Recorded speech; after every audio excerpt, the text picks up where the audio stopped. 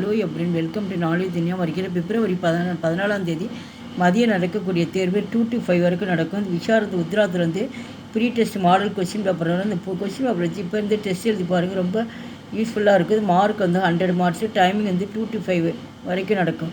First one किन किन चार अवतरण की संदर्भ सहित व्याख्या कीजिए. இது ERC ஃபுல்லாக கொடுத்துருக்காங்க. அது சந்தர்ப்பமும் வியாக்கியா வச்சு விளக்கமும் எழுதணும். மொத்தம் டோட்டலாக 6 கொடுத்துருக்காங்க. இதில் அதாவது 4 மட்டும் எழுதணும். ஒன்றுக்கு 5 மார்க்கு. மொத்த மார்க் 20 மார்க்ஸ்.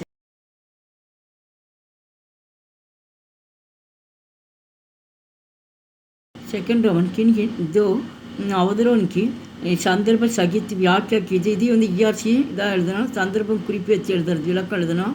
இதுக்கு மார்க் 10 மார்க்ஸு. மொத்தம் 4 கொடுத்துருக்காங்க. ஏதாவது 2 மட்டும் எழுதணும். எந்த கொஷின் தெரியுமோ அந்த கொஷின் நம்பர் போட்டு நீங்கள் எழுதணும். தேர்ட் ஒன் திருசாமணி யா ராம்குப்துக்கா சரித்திர சித்திரன் கீஜே.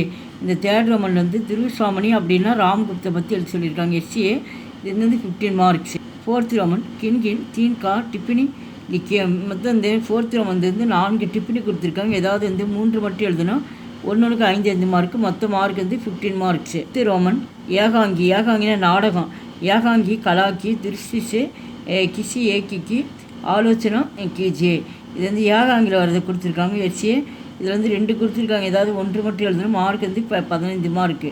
சிக்ஸ்த் ரோமன் கின்கி தோ பர் டிப்பினியாங் லிக்கிய. மொத்தம் இதில் 4 டிப்பினி கொடுத்துருக்காங்க. ஏதாவது 2 மட்டும் எழுதணும். மார்க் 1க்கு 5 மார்க்கு. மொத்த மார்க் 10 மார்க்கு. கிசி ஏக்கு பெர்சன்னக்கா உத்தர்டிக்கே. மொத்தம் 2 கொஸ்டின் கொடுத்துருக்காங்க. Detail questions. இதில் ஏதாவது 1 கொஸ்டின் மட்டும் எழுதணும். Mark 10 marks. எய்த் ரோமன் கின் கின் ஏக்கு பர் டிப்பினி லிக்கியே. மொத்தம் அதில் டிப்பினி கொடுத்துருக்காங்க. 2 கொடுத்துருக்காங்க. ஏதாவது 1 மட்டும் எழுதணும். Mark 5 mark.